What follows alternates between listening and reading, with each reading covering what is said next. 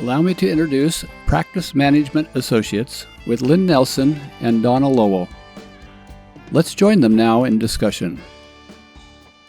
I went to the winery, Rolling. and they had one case left of that claret. And you got And it. I got it. You lucky. But this is not it. It was gone long ago. Lucky, It was so lucky. good. But when I saw this, it's pretty tasty Yeah. for the price point. Yeah. And that's a gift when you find a good wine that is not an arm and a leg. I know. So, today I thought we would talk a little bit about scare tactics. Well, I think And I'm sales glad. tactics. Yeah, I think you're and- good. It's Halloween coming up, so we should talk about Yes. something scary. Yes. Good idea. Okay. That's right. Well, it's actually Halloween your idea. is a week from Saturday. Mhm. So in honor of Halloween, we are going to talk about scare tactics in marketing. Okay. And the reason I bring this up is because recently I received multiple emails from different companies marketing in such a way that most, I would say probably, I'm going to say 90% of the dental community would just look at and go, whatever, and hit the delete button. I hope so, at least. But for the 10% that might be scared by this, I want to bring it up because I just don't think it's right. What? Well, I was just thinking, I'm sorry. She's over there smirking. I'm smirking because I'm thinking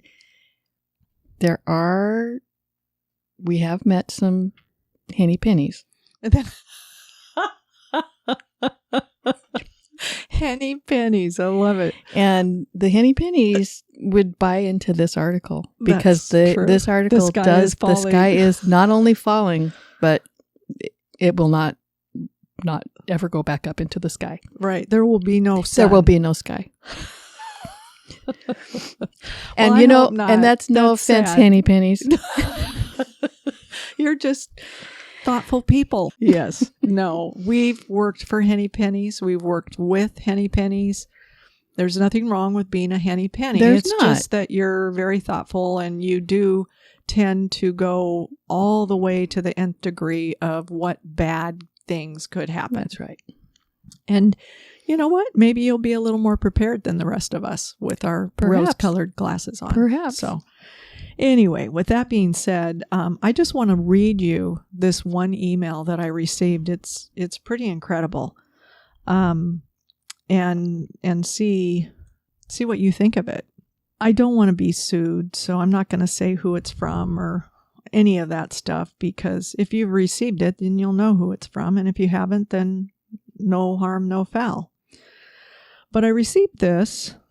And the subject line read, "Another year, period, more bankrupt dentists." Truly. I know. I read it too. Then the body of the email says, "Choosing to stubbornly dig your heels in and simply say, 'This is how we've always done it,' in parentheses, is simply choosing to be a dead man walking." Oh, golly. In parentheses. I can't even believe that. I know. I mean, who came up with this? I just want to wring their little necks. It's like, really? I am so sure. But anyway, it goes on to say, because this is a one-way ticket to bankruptcy and becoming yet another solo dentistry statistic. Yeah. Statistic. And then it says, click here to learn why. Best. And then it's the signature. P.S. If you are reading this email and you are a solo dentist, you really only have one or two choices at this point. One, you choose to be a dead man walking, or two, you choose to do something completely different. Click here. Take 30 seconds and quickly read this.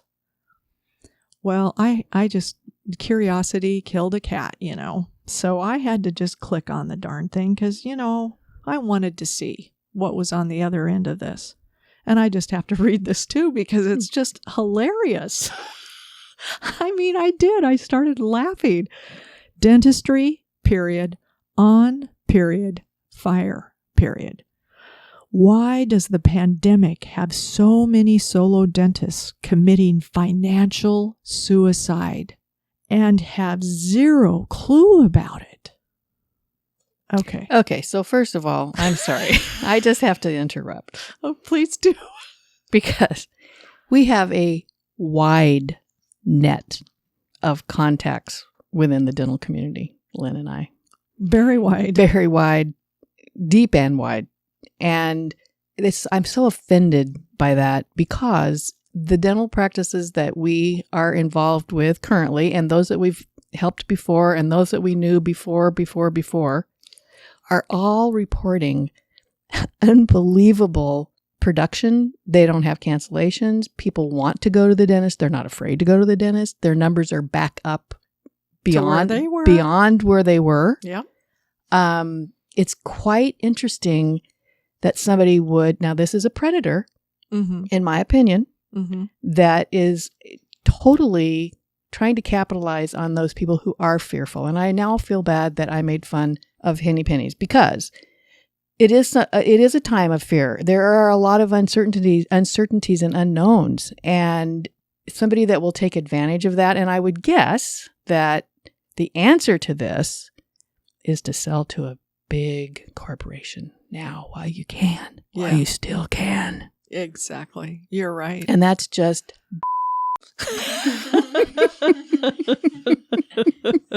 You know, you can't use that language on. I know, but our dear public. sound Jenny will cut it right out. But it does make my blood boil. Yeah, it makes me sad. Yes. It really makes me sad. Yeah. Dentistry is strong. And one other thing, Lynn, I want to ask about, because the banking part of it, you know, the banks are on board. I have several former colleagues in banking. I used to be a vice president at a premier healthcare lending bank in the Pacific Northwest, and they're actually nationwide. And I have a lot of friends, both of us have a lot of friends and contacts within banking, and nobody is reporting bankruptcies or failed practices or any of that. Now, in 2020, will they have a lower revenue? Possibly, maybe. And the reason why is they were shut down for 2 months. And so if you take the remaining 10 months and you annualize that by 12 months, bingo, it's the same as they did the year before. And some of them have even experienced growth. Exactly. And I also wanted to tell me again, what is the percentage of dental practices that fail from a banking perspective? Less than 1%. It's a healthy business model. Business model. Why do banks line up to do lending? They do it in a very safe and sane way. I mean, they're not just lending to anything or anyone, but at the same time, it's predictable. It's very predictable. If you mitigate risks, it's very predictable, and that's why a lot of even venture capitalists have gotten involved, and they're interested in backing these larger DSOs and larger corporates, you know, because it's very predictable. But solo practices are here and will be here. And personally, I don't want to go to group health dentistry. I don't either. I want to go, and I know group health was sold to Kaiser Permanente. But I mean, I don't want to go to a corporate dentist. I want to go to my sole proprietor dentist who has maybe a business partner or maybe invites specialists into his practice, you know, once a month, once every other month, or for different specialties that he doesn't care to specialize in. And I'll even go outside for my specialty if I needed to have a root canal or I needed to go see a specialist for some reason. You know, you just can't buy into that, because by far, solo practitioners still own the lion's share of the market in the United States of America, and I hope they continue to do so, because I'd be really bummed if we're different than medicine. You know, the lovely thing they love to say is, oh, it's just like when this happened in medicine, you know, they're going to be all bought out and there will be no such thing as sole proprietors anymore. There's a huge difference between dentistry and medicine. And the insurance, for example, huge difference. And there is plenty of room for sole proprietorships. And when dentists go to school to become a dentist, most people that are attracted to dentistry even are the type of individuals that want to run their own show. They want to do their own thing. They have kind of an artistic side to them. Hopefully they have a little business thrown in there. But they want to run their own show. And a lot of times they'll get out of school, they'll go be an associate for a while, and for a couple of years, 3 years, 4 years, then they'll say, I want to do this for myself. Mm-hmm. And they'll either go into a partnership with someone or they'll buy a practice and do it on their own. But to say that dentistry is no longer profitable for a solo practice is nothing more than bullshit. And it's the corporates it's a lie. Wanting you to think that because they can't get enough of you to come work for them. Right. They want people to graduate from dental school and I've got all this student loan debt, so I can't afford to buy a practice, so I'll go and work for them, and they can profit from me, and I'll make a salary and something I can count on. I don't have to worry about it. But in reality, if you owned your own practice, you would make a larger income. Mm-hmm. So, well, and I want to say one further thing before we have to go, and that is that there are some people that want that type of a dental office. Good point. Where they don't, it's not that important to them that they have the same face every time they come in. They want somebody that's on their insurance plan that can get them in whenever they want. It's a different... And it's not going to cost them. It's not going to cost them anything. And there's a place for those providers. And as you said earlier, I'm not interested in that type of a provider. And I would never willingly go to one of those providers. And I also feel like, and I know you're going to agree with me, that I can't think of one young buyer and one young new dentist that we've met at conferences and so forth that we haven't interacted with that have not redeemed our feelings about dentistry. That they want what the kind of practice that we've described. That's what they want to create. That's what they're interested in. Right. And because they're out there. Yes. That's what they want to build. They understand about building relationships. They understand that it doesn't start, it's not just automatic. Right. And that they want to have a third generation family member at the end of their career. Right. Which is cool.